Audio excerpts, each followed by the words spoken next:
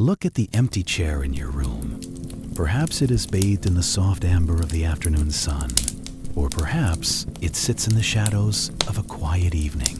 Or perhaps reach down and feel the weight of the ring no longer on your finger, only the faint, pale mark of where it once rested for decades. The world tells us we have lost them. We are told that a piece of our world is torn away, leaving a jagged hole that time may dull but never fill. But what if I told you that in the grand architecture of this universe, nothing is ever truly lost? What if your grief is not a sign of a broken heart, but simply the pain of a hand refusing to let go of a gift that was always meant to be returned? Today we transition from the heavy, suffocating burden of loss to the serene, luminous grace of restitution. Welcome to our sanctuary of peace. I am your host. Today, we stand at the intersection of ancient wisdom and modern psychology, seeking to help us navigate these golden years, not with a sense of ending, but with a profound sense of dignity and completion. Before we dive deep into the heart of the Tao and the logic of the Stoics, I have a simple question for you. Are you listening to this in the quiet of the morning, with your coffee, or in the stillness of the evening?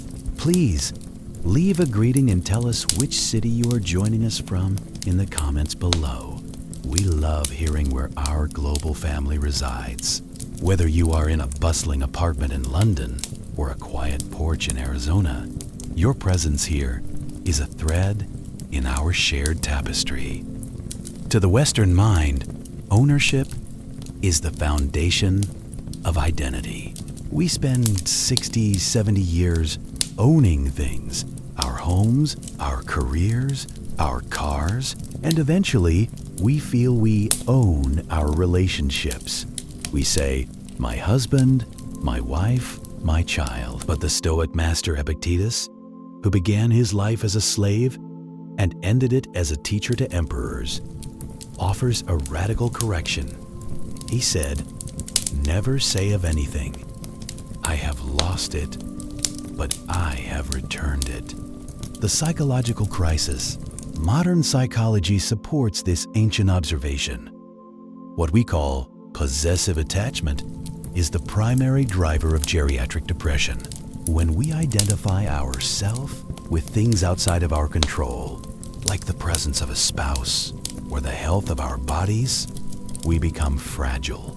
According to a landmark study published in the Journal of Personality and Social Psychology, cognitive framing is everything. The study monitored seniors over a 10-year period and found that individuals who viewed life through the lens of gratitude for the time had, rather than resentment for the time lost, showed a 23% reduction in baseline cortisol levels.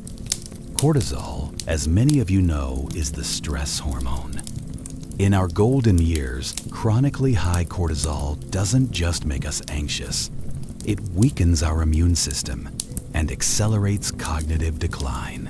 By shifting from I lost to I returned, you are quite literally performing a biological intervention on your own brain. Stoicism gives us the dichotomy of control. It asks, is this mine to keep? The answer is almost always no. Only your character and your response to life are truly yours. The Tao, or the Way, takes this further. In the Taoist view, there is no owner, only the observer. The Tao teaches us Wu Wei, the art of non-striving. When a loved one leaves, the Taoist does not see a theft. They see a leaf returning to the root. In the I Ching, the Book of Changes, this is the movement of hexagram 24. Fu, return. It represents the natural turning point where energy goes back to its source to be renewed. It is not a tragedy. It is the completion of a circle. In the West, we are taught to view time as a straight line. It has a beginning, a middle, and a terrifying end. We see life as a cup that slowly empties until there is nothing left. But in the East, time is not a line, it is a tide. Think of the ocean. When the tide goes out, leaving the sand bare and the shells exposed, do we stand on the shore and scream that the water is lost? No.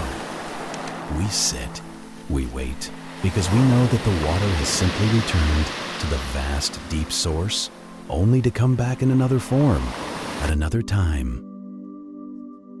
Psychologists Margaret Strube and Henk Schutt introduced a concept that perfectly mirrors the Eastern philosophy of yin and yang.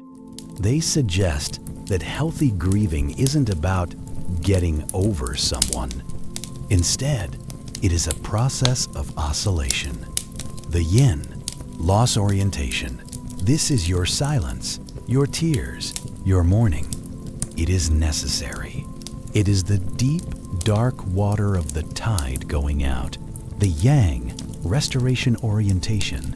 This is the morning walk you take, the new hobby you start, the legacy you build. By accepting this return and allowing yourself to oscillate between the pain and the life building, you significantly decrease the risk of complicated grief. This is a clinical condition affecting roughly 10% of bereaved seniors.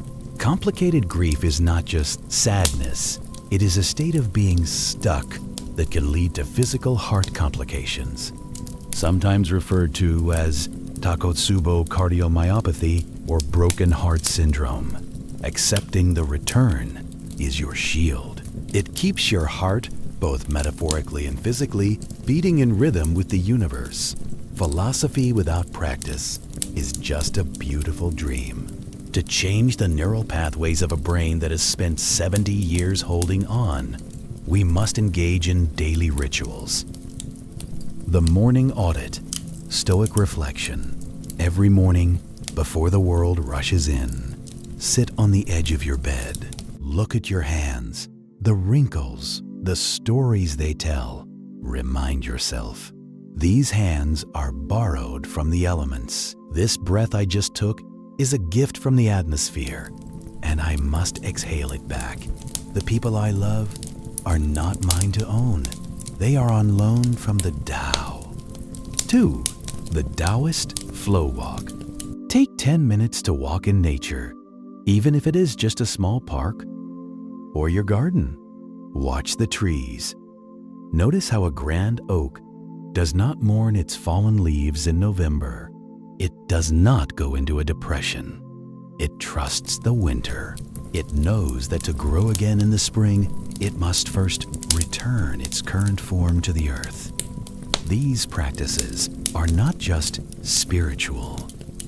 They are exercises for your prefrontal cortex.